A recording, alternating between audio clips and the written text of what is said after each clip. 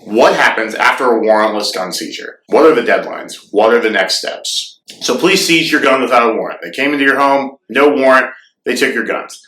What's the timeline? What are the crucial deadlines that need to be met by the court, by the police, if they want to keep your firearms without you getting them back? So, as we talked about, warrantless seizure is based upon probable cause of the dangerousness of the person and whether or not they possess any firearms. Officers submit a sworn affidavit on why they believe the firearms need to be seized, and this needs to be submitted within 48 hours of the warrantless seizure. Then the court is going to review that affidavit by the officer and deem if there is probable cause that exists. So if the court finds probable cause exists, what happens? Well, the court is going to schedule a post-seizure retention hearing.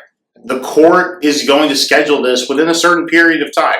The court has to review the sworn affidavit by the officer as soon as possible, but then the timeline for the court to set the post-seizure retention hearing must be held within 14 days of the firearm being seized. So this is overall a pretty quick turnaround.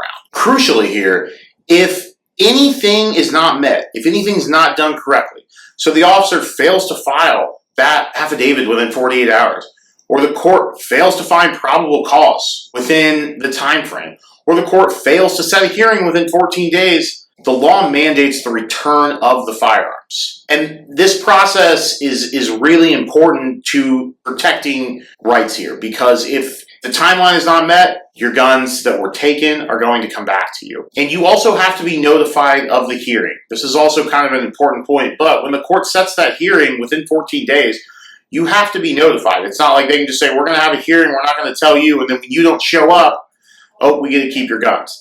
No, you do have to be notified. So if you have any questions about kind of what the process would look like, don't hesitate to reach out to us at the Marc Lopez Law Firm. We know about red flag laws in the state of Indiana. Our number is 317-632-3642. And remember, always plead the fifth.